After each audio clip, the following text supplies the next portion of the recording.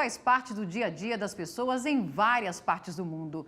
Na geração de conteúdo, associada ao reconhecimento facial, aplicada na segurança pública, revolucionando os atendimentos médicos. Estamos falando da inteligência artificial.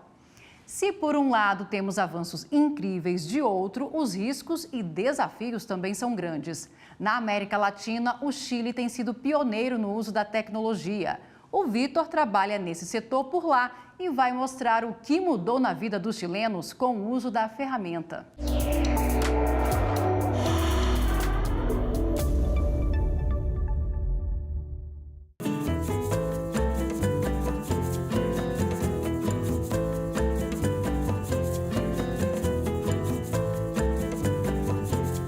Meu nome é Vitor Loyola e eu moro aqui no Chile já faz 6 anos.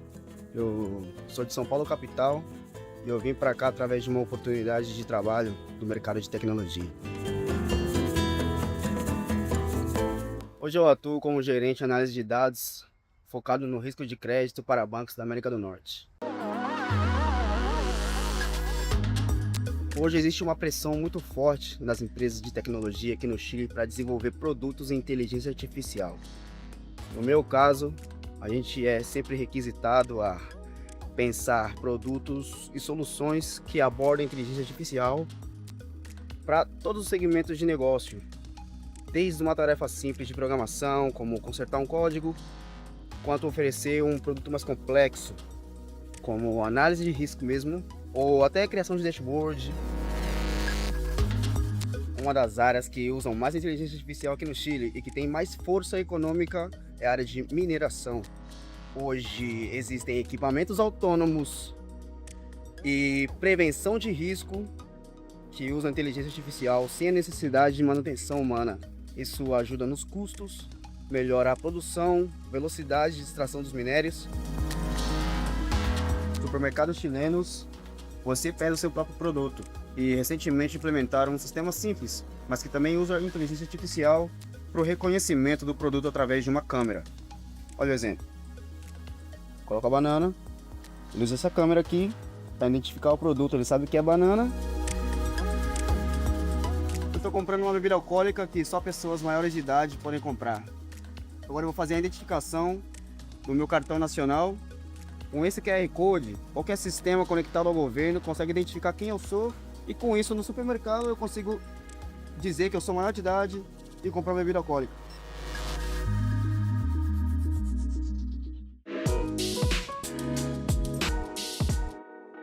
A Suíça dispõe no artigo 64 da Constituição que a Confederação promoverá a pesquisa científica e a inovação. Já na Coreia do Sul, a Carta Magna obriga o Estado a promover ciência e tecnologia para o desenvolvimento econômico nacional. No Brasil, a Constituição Federal de 1988 foi atualizada por uma emenda e dedica um capítulo inteiro a esse tema. O artigo 218 determina que o Estado promova e incentive o desenvolvimento científico, pesquisa, capacitação e inovação com tratamento prioritário à pesquisa básica. No Como Funciona Aí, o programa da TV Justiça que mostra como são as leis aqui e em outros países, nós convidamos a professora e advogada Laura Schertel. Ela que também é presidente da Comissão de Direito Digital do Conselho da Ordem dos Advogados do Brasil. Doutora Laura, seja bem-vinda ao nosso programa. A nossa Constituição brasileira, ela dedicou um capítulo inteiro para ciência e tecnologia. Isso é importante para o desenvolvimento da inteligência artificial aqui no Brasil? Acho que é importante a gente ter em vista que, para além do artigo 218, você também tem o artigo 219 da Constituição Federal, que trata que esse desenvolvimento tecnológico ele precisa envolver também entidades privadas, outros atores, e isso é fundamental. É claro que a gente não vai obter um desenvolvimento tecnológico, a inovação que a gente precisa para o nosso país, sem envolver as empresas, sem envolver entidades científicas. E é muito interessante que o artigo 219, ele traz a palavra autonomia tecnológica. Eu acho que esse tema está bastante na moda hoje, exatamente porque fica claro que a gente não pode apenas depender dos outros países quando a gente está falando de uma infraestrutura tecnológica que é fundamental para o nosso país. Quando a gente fala, por exemplo, de clouds, de nuvens, onde todos os dados hoje são armazenados. Então, esse tema da autonomia tecnológica, da soberania tecnológica, é um grande tema hoje e a gente tem que, de alguma forma, buscar ser menos dependente e também buscar esse desenvolvimento, de todas essas etapas, em especial da infraestrutura, de softwares, de programas, de interfaces também no nosso país. A inteligência artificial, ela promoveu aí avanços significativos. No entanto, o crescimento dela também trouxe muitas preocupações, principalmente legais. O que nós temos hoje de legislação no Brasil já é suficiente para atender aí essas situações, esses conflitos? A gente tem algumas legislações que não foram, digamos, elaboradas só para a inteligência artificial, mas que podem eventualmente ser utilizadas. O Código de Defesa do Consumidor, que fala da segurança, né, de serviços e de produtos. A gente tem a Lei Geral de Proteção de Dados, em vigor desde 2020. Essa lei já é mais moderna, ela traz inclusive um dispositivo específico sobre decisões automatizadas, fala inclusive que você tem que ter um direito de revisão por uma pessoa natural das decisões automatizadas. Fala que se houver um problema discriminatório, a autoridade pode pedir, mais dados e pedir uma auditoria em relação àquele sistema. Ou seja, a LGPD, ela tem, exatamente por tratar de dados pessoais, ela tem uma capacidade bastante grande, de buscar essa regulação ou de regular esses sistemas sempre que houver dados pessoais envolvidos. É por isso que nós, estamos no Brasil também elaborando e debatendo um projeto de lei exatamente para mitigar esses riscos, exatamente para que você consiga ver o ciclo de vida da inteligência artificial de uma forma, geral, desde o momento de treinamento de dados, passando pelo modelo estatístico e chegando também, nos resultados. Vamos voltar então para o Chile. O país está desenvolvendo uma inteligência artificial abastecida com aspectos culturais chilenos e adotou uma política para aplicação de IA de forma ética. Vitor explica para a gente como funciona aí.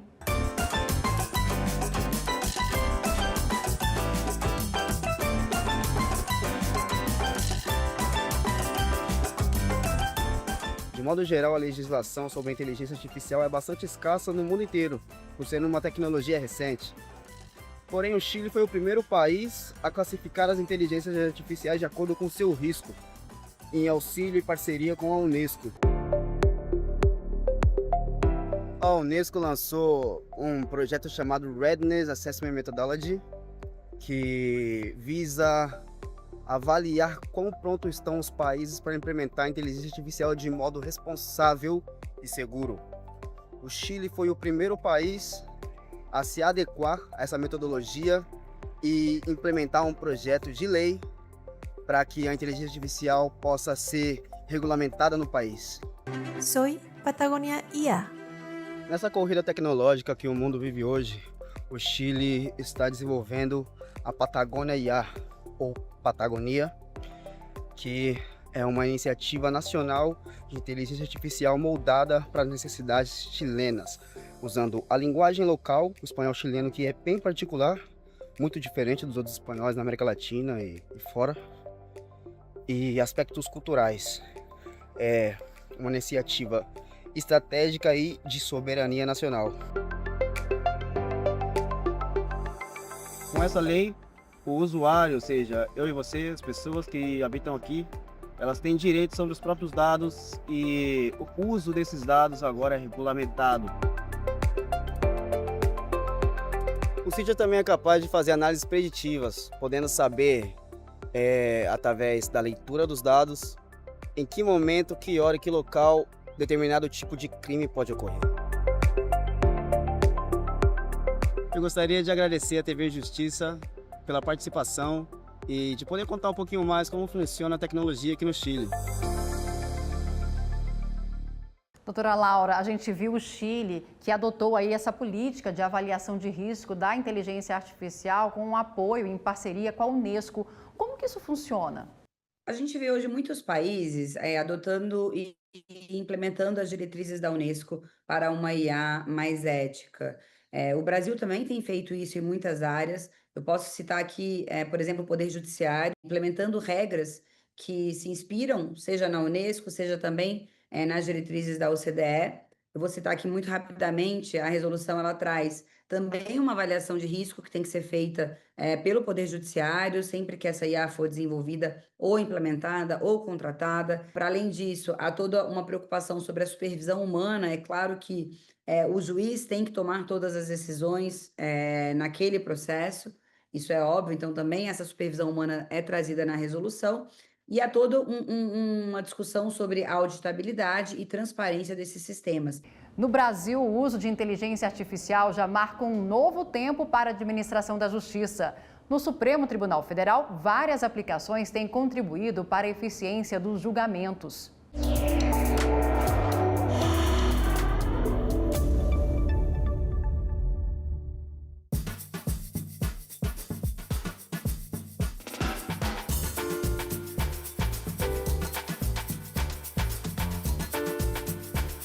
Olá, eu sou Júlio César, estou aqui em Brasília, sou secretário de Tecnologia e Inovação do Supremo Tribunal Federal e vou contar para vocês como que funciona a inteligência artificial aqui no Brasil e no Judiciário. Aqui no Supremo Tribunal Federal, a IA é utilizada para agrupamento de processos, para classificação automática de processos, para o registro automático do assunto dos processos, para indicação de temas da repercussão geral. É usada também para classificação do processo dentro dos temas da Agenda 2030 da ONU. Recentemente foi lançado também a correção e sugestão de textos automáticos feito por IA.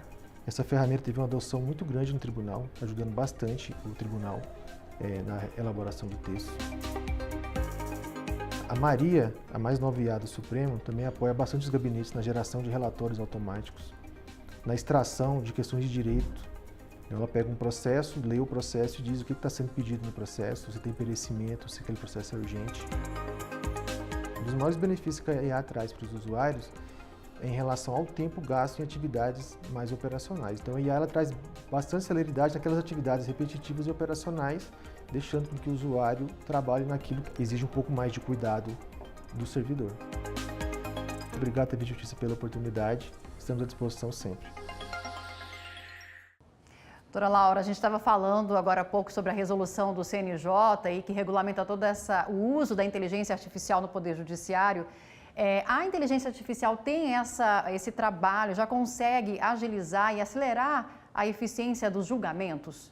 Eu acho que essa é uma pergunta interessante, né? A gente vive no Brasil um contexto de 80 milhões de processos ativos. Então, é natural que num sistema em que a gente tem uma judicialização bastante alta e milhões de processos, é natural que os juízes, os tribunais busquem essas ferramentas exatamente para tornar mais eficiente esse trabalho. Eu acho que é muito importante a gente também ter em mente, pensando aqui nos riscos já colocados, que se por um lado a gente precisa buscar eficiência, por outro, a gente está falando de uma das atividades que mais precisa, digamos, de cuidado, de avaliação e de uma decisão que está ligada, de fato, à justiça e da aplicação correta do direito. Então, como a inteligência artificial, especialmente essa generativa, ela nada mais é do que um resultado estatístico probabilístico. Acho que é isso também que é interessante a gente entender. Aqueles resultados, aquelas letrinhas, né, que saem de um sistema de IA generativa, isso nada mais é do que um resultado estatístico mais provável para ser uma resposta razoável, ou factível, ou crível para aquele prompt, para a pergunta que a gente fez. Isso é muito diferente do que a justiça sempre buscou. Então, por isso que a gente precisa entender, eu acho que é isso que a resolução 615 buscou, é exatamente fazer com que se possa usar a inteligência artificial no judiciário brasileiro de uma forma adequada, de uma forma em que há uma prestação de contas, e, em especial, separando muito bem os riscos dessas atividades. Vamos fazer agora um breve intervalo e a gente volta já já.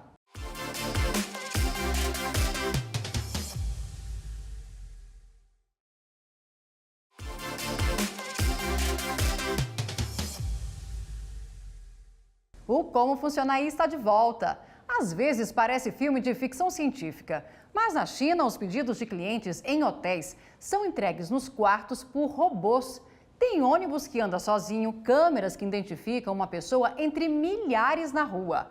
O Edivan mora em Pequim e vai mostrar como ele usa a inteligência artificial para a tradução de jogos. E revela uma preocupação comum para muita gente: a substituição de várias profissões pela inteligência artificial.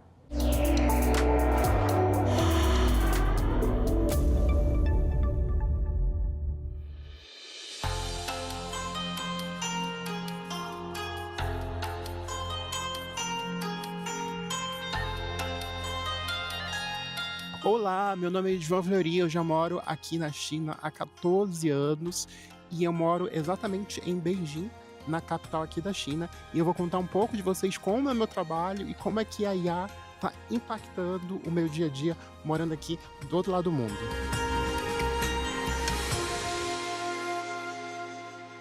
Eu já trabalho também há quase 14 anos com localização, que é aquela parte das empresas que moram, que são empresas do exterior e precisam adaptar seus produtos para o exterior. Só que eu trabalho especificamente para o mercado de jogos de videogame, né? E eu sou responsável por todas as Américas, América do Norte, países da América Latina também. E a minha função é adaptar os jogos, o conteúdo dos jogos, para os mercados locais. Ou seja, tem muita dublagem, tem muita legenda. No caso da IA, a gente na localização já estamos usando para aqui na China há já pelo menos uns 3, 4 anos. Lá na empresa onde eu trabalho, que a gente trabalha para jogos mobile, a gente já usa mais ou menos há mais de 2 anos. E para mim não teve assim um treinamento para usar as ferramentas de IA, né? A gente usa IA para dublagem, para traduzir textos e tal. E no início, muita gente pensava que a qualidade dessas traduções seriam ruins, ou dessas dublagens seriam ruins, e pelo contrário, né? Eu também era desse time, né? Achando que no início ia ser tudo muito ruim, mas conforme eu fui revisando as traduções e vindo, eu falei, nossa, gente, esse é uma ferramenta que veio para ficar, realmente tem seus benefícios, mas também tem suas desvantagens, seus lados negativos, né? No benefício é que, para ponto de vista da empresa, é muito rentável, porque ela paga pouco e tem ali um material de qualidade. Só que do ponto de vista para nós, que somos trabalhadores e precisamos ter nosso dinheiro para pagar, é mais complicado, porque aí reduz vários postos de trabalho que poderiam existir, que hoje em dia já estão sendo reduzidos, os salários também estão sendo reduzidos, e a gente que continua no mercado de trabalho, no caso eu, precisamos nos reinventar. Então, hoje em dia, a minha equipe de português, ela traduz muito pouco. Existem alguns casos que precisa traduzir, mas sim, a IA ela precisa ser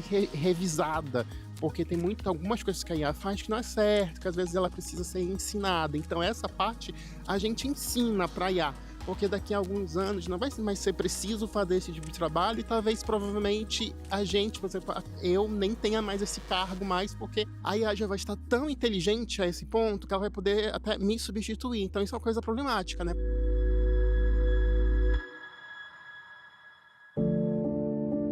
O Brasil, o Uruguai e o Chile são os líderes na implementação de soluções de inteligência artificial na América Latina. Já entre as 139 economias analisadas na edição de 2025 do Índice Global de Inovação, o Brasil ocupa a 52ª posição. No topo das economias mais inovadoras do mundo estão Suíça, Suécia e Estados Unidos. Voltamos a conversar sobre esse assunto com a professora e advogada Laura Schertel, que é presidente da Comissão de Direito Digital do Conselho da Ordem dos Advogados do Brasil.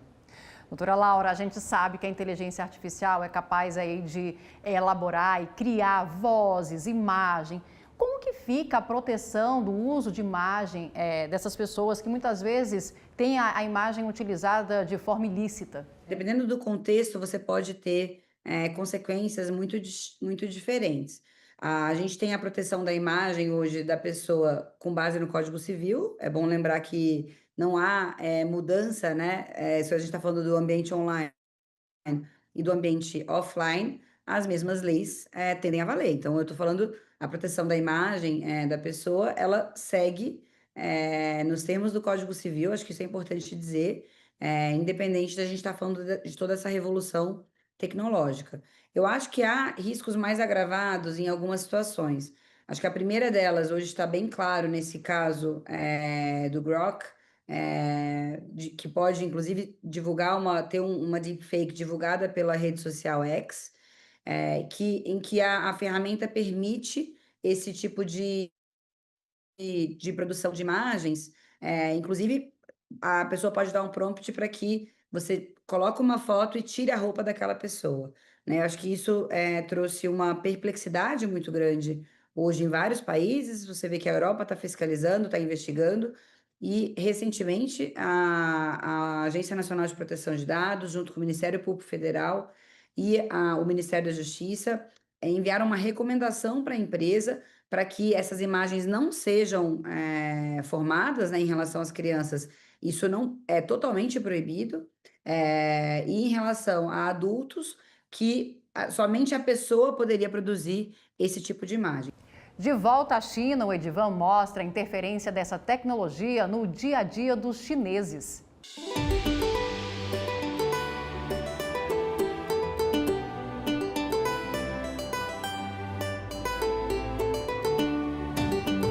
Aqui na China, a IA ela já é muito integrada à sociedade. Então, por exemplo, é normal você, antes de ir para o hospital, você marca consulta através do seu celular, no aplicativo celular, como se cada hospital aqui de Beijing, que é público, né? 99% dos hospitais aqui na China são públicos, como se cada hospital tivesse uma página dentro do WeChat, que é o equivalente ao Zap, né? O WhatsApp aí no Brasil. Aí você entra pela página do WhatsApp e aí abre como se fosse uma página, como se fosse um mini aplicativo dentro do próprio WhatsApp, e você consegue agendar a sua consulta. Quando você vai ao hospital, você recebe o resultado dos seus exames online, digitalmente, você pode conferir. Então, em alguns hospitais, já tem até uma triagem feita por inteligência artificial, que você conta os seus problemas, conta o que você está sentindo, e a IA já te indica qual médico, qual horário que você pode ser atendido, né? Se você vai comprar medicamento online, você já tem um atendente digital que te ajuda, encaminha para o farmacêutico, porque sim, existe no farmacêutico presencial, que ele vai conferir o resultado dos seus exames, a prescrição, está tudo certinho, e vai liberar o medicamento que você recebe em casa. Então, no meu ponto de vista, como estudante estrangeiro, eu sinto até dificuldades para saber reconhecer o que é uma IA e o que é um atendimento humano, né? E outra coisa muito interessante no uso da IA aqui na China, que é essa questão do rastreamento facial, né? É claro, mais uma vez repetindo, né? Tem esse lado negativo e o seu lado positivo, né? Claro que quando você tem essas imagens sendo rastreadas, esse banco de imagens, esse banco de informações sendo cadastrado, alguém vai se beneficiar disso, seja para o bem ou seja para o pior, né? Então aqui o reconhecimento facial, ele é usado na prática, então a gente usa reconhecimento facial para pagar, para ser reconhecido quando você entra nos prédios, a pessoa já sabe quem está entrando. Aqui é o lugar do mundo onde tem mais câmeras de segurança por todos os lados, então as câmeras de segurança já conseguem identificar o gênero e deduzir mais ou menos a idade da pessoa. Eu espero que eu possa ter trazido alguns tópicos que possam ter acrescentado na discussão do programa de vocês. Muito obrigado pelo convite e um bom trabalho aí para vocês no estúdio, tá bom? Tchau, tchau. Doutora Laura, um dos desafios de 2026 será aí a campanha eleitoral com o uso de inteligência artificial. O Tribunal Superior Eleitoral já tem uma resolução para disciplinar essa utilização? Sim, essa resolução ela foi editada em 2024, a alteração da resolução de propaganda eleitoral, e ela já trouxe, eu diria, várias disposições novas, né, para tentar lidar com esse desafio. Então, tem uma proibição de deepfakes, há todo esse debate de que essas deepfakes podem, né, interferir, tudo aquilo que imitar um candidato, que uma imagem que de fato seja idêntica ao candidato, entende-se que isso poderia ter quase um intuito de manipulação per se, por si só, e portanto a resolução proíbe isso, né? Outros tipos de IA, outros usos de IA em campanha eleitoral, a resolução determina que haja uma rotulagem. Então, você vê que tem já uma preocupação com transparência e uma proibição nesses casos graves e de manipulação. E, ao mesmo tempo, há uma preocupação da circulação, não é só a produção da deepfake que importa. O mais importante é como é que ela vai circular. Se houver uma circulação dessa deepfake e houver uma comunicação para as plataformas, elas devem retirar esse conteúdo de uma forma bastante breve. Então, também isso consta na resolução. Doutora Laura, muito obrigada pelas explicações aqui no nosso programa. E a gente fica por aqui preparando a nossa próxima viagem. Siga a gente nas nossas redes sociais. É só digitar @Rádio e TV Justiça que você encontra tudo lá. Ou baixar o nosso aplicativo, o TV Justiça Mais. Até a próxima!